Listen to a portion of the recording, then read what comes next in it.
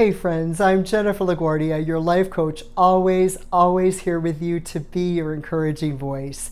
Do you ever have those days when you're just in kind of this mental funk and you need help getting into a positive place in your mind?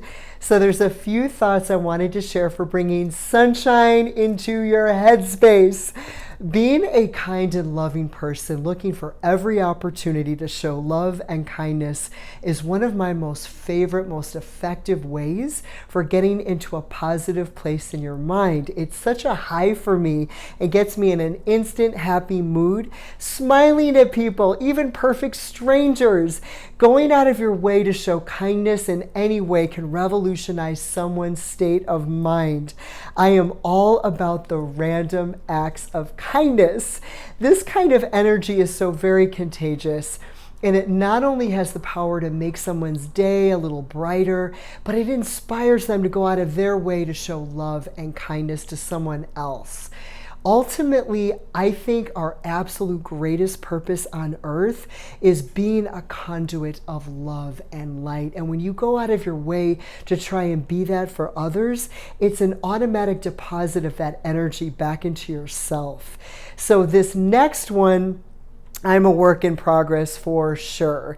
But I try to be mindful of my own thoughts, meaning I try to be aware of what my mind is focused on.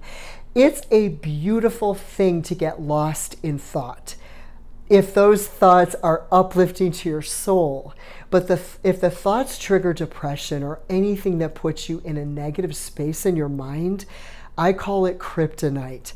So the best way to redirect those thoughts from kryptonite is by visualizing what inspires you. Taking this a step further, visualize yourself fulfilling what inspires you, something that you so very much desire to experience in your life. I do this a lot. I will picture in my mind the manifestation of something that I'm wanting to see happen in my life as detailed as possible. And it is completely crazy how powerful this is. You might have heard this statement, this very true statement: your life will move in the direction of your most dominant thought. Everything I've overcome, everything I've become so far up to this point in my life, I saw it in my mind first. Literally everything. From when I was competing in ballroom dance, to becoming a physique competitor, creating my podcast, doing these videos. All of it began with a visualization first. Of course, a lot of work goes into making those visualizations become a reality, but you first have to be able to see it in your mind. So another important piece to negating the kryptonite in your life and help keep you in that positive headspace, setting boundaries. Maintaining them and setting boundaries must be a massive priority to preserve your emotional and spiritual well-being. The people you spend a significant amount of time with have the ability to impact how you feel and how you think. Surround yourself with people who lift you up, encourage you, speak into your life, and inspire you to become the best you can possibly be. Avoid toxic people like the plague. Remove them from your life or set up super solid boundaries if they are people you can't avoid, but at least minimize your time with. It is extremely challenging to go where you're created to be, soaring with eagles, while being confined to small-minded, soul-sucking, negative people who aren't going anywhere in life. Safe-proof yourself from people who drain you and cause you to feel less than or be less than who you are meant to be. Your emotional and spiritual health should always be top priority. So I used to have a really huge difficulty with setting boundaries and saying no because of not wanting to let anyone down or disappoint anyone. But then I realized something incredibly liberating. You will be able to give so much more. You can give your fullest potential when you keep yourself filled and nurtured with what inspires you and makes you feel alive.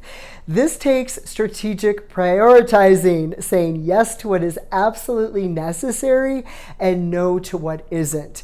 And my number one most favorite guaranteed way to put me in a positive place in my mind is going for a walk in nature, completely plugged into my spiritual life, connecting with who I consider to be the source of all positive energy, the higher power I call God. Friends, I can't tell you enough how much of a lifeline this has been for me, no matter what I might be going through or how drained I might feel.